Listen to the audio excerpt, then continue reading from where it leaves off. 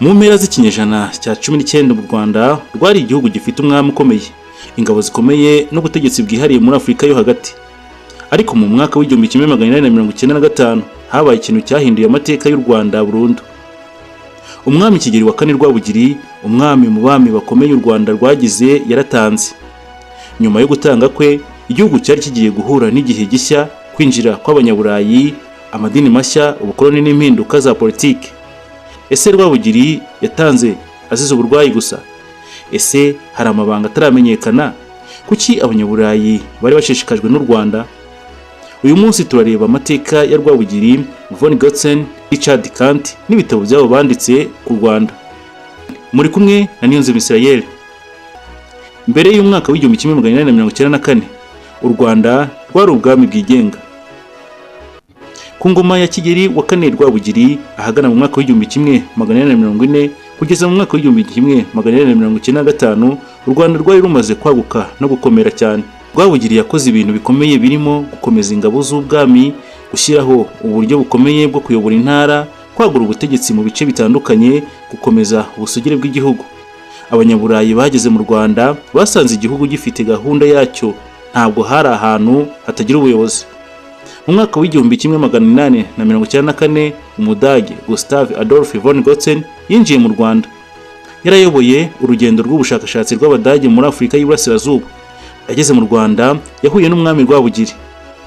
Ibyo yabonye byamutangaje nuko hari umwami ufite ubutegetsi bukomeye, hari ingabo, hari gahunda n'imiyoborere ikomeye cyane.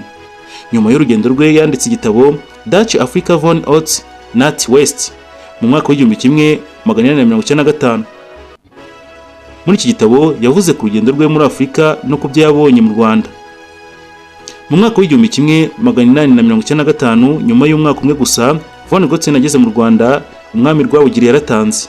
Amateka menshi avuga ko yarwaye ari mu rugendo, uburwayi bwe bukamwica. Ariko gutanga kwe kwabaye mu gihe gikomeye cyane. Ese niye mpamvu?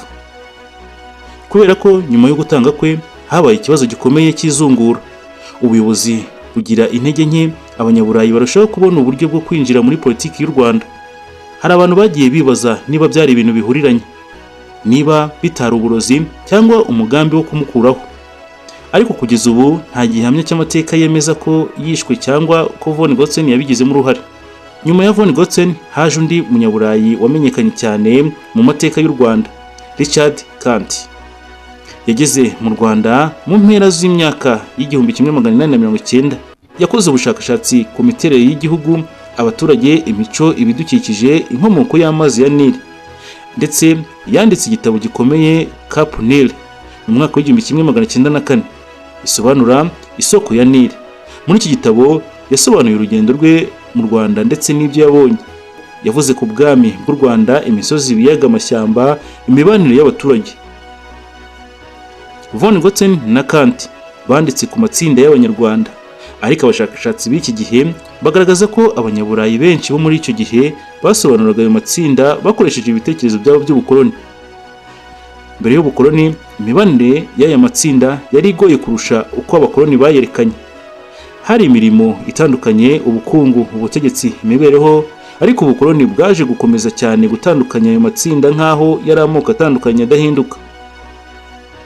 Hari impamvu nyinshi. U Rwanda rwari igihugu gifite ubutegetsi bukomeye, rwari ahantu h'ingenzi muri Afurika yo hagati. Abanyaburayi bashakaga kwagura ubutegetsi bwabo. Mu mwaka w'1898 Abadage batangiye kugira uruhare rukomeye ku Rwanda. Nyuma y'intambara ya mbere y'isi yose, u Rwanda rwaje kuva mu Badage rugenzurwa n'Ababiligi. Amateka ya Rwabugiri, Von Gotzen na Richard Kandt ni inkuru y'igihe u Rwanda rwari ku rugabano hagati y'ubwigenge n'igihe gishya cy'ubukoloni. Rwabugiri yasize igihugu gikomeye. Von Gotzen na Kandt basize inyandiko zifasha abashakashatsi kumenya uko u Rwanda rwari rumeze. Ariko inyandiko zabo zigomba gusomwa neza kuko zanditswe n'abantu bari mu gihe cy'ubukoloni. Ikibazo gisigaye, ese ugutanga kwa Rwabugiri rwari iherezo risanzwe ry'umwami ukomeye, cyangwa hari amateka ataravugwa yose? Mwari kumwe na Niyonzima Israel. Iyi yari Urume TV. Ciao ciao.